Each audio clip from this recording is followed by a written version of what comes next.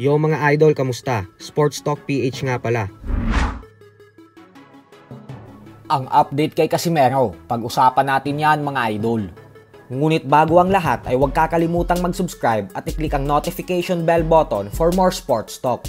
So bagamat nga po nanggagaling pa lang sa isang masaklap at hindi inaasahang pagkatalo ang former WBO Bantamweight Champion General Casimero sa huling laban niya kontra kay Yonosuke Kameda nitong nakalipas na linggo lamang, ay kinumpirma nga po ng kampo ni Cuadro Alas na muli itong lalaban sa buwan ng December, kung saan ang kapatid nitong si Jason pa rin ang tatayo bilang head trainer. Ayon din mismo kay Jason ay tinawagan na daw sila ng kanilang promoter na si Koki Kameda dahil gusto daw ulit nitong bigyan ng laban si Casimero. Ibig sabihin po niyan ay sa susunod na buwan na ang laban, at ang matindi pa dyan ay halos mga 6 na linggo na lang ang kanilang oras upang mag-ensayo at maghanda kung sakaling sisimulan na agad nila ang kanilang training camp. May usapan din kasi na sa Marso pa sana ang dapat na susunod na laban ng Angas ng Pinas. Pero mukhang nangangati ang kampo nito na bumawi sa pagkatalo dahilan kung bakit kumasa agad ito na sumampa ulit sa ibabaw ng lona sa susunod na buwan. Bukod dyan ay mismo ang promoter nila na si Koki Kameda na din ang nagsabi na kinausap na daw siya ni Casimero dahil gusto nitong bumawi at ibalik ang kanyang reputasyon bilang isang magaling na boksingero.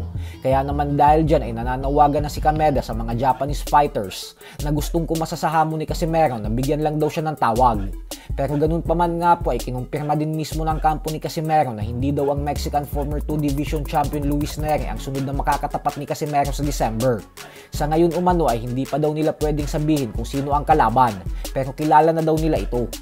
Sa kabilang banda naman mga idol ay ipinaalala nga po ng former Unified IBF and WBA Super Bantamweight Champion Marlon Tapales sa lahat na andito pa din siya at mas lalong gutom sa panalo.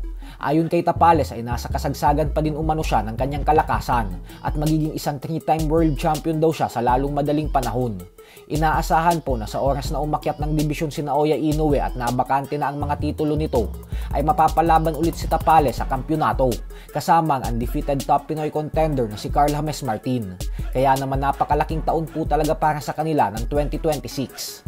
Samantala, ayon naman nga po sa Japanese promoter na si Koki Kameda, ay sobrang taas umano ng tiwala at kumpiyansa niya sa bago niyang fighter na si undefeated Pinoy prospect Kenneth Louver. Ayon kay Kameda ay dahil umano sa mga napakagandang performance na ipinapakita ni Louver sa mga laban niya, ay hindi daw malabo na mapalaban na agad ito sa isang world title fight sa lalong madaling panahon. Kaya naman napakagandang balita po nito para sa ating mga Pinoy boxing fans. So hanggang dito na lang po muna tayo mga idol.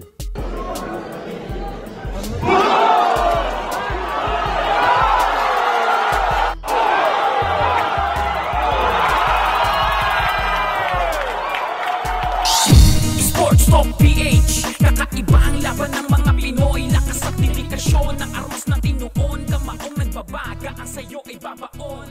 Mga Pinoy na ating pambato.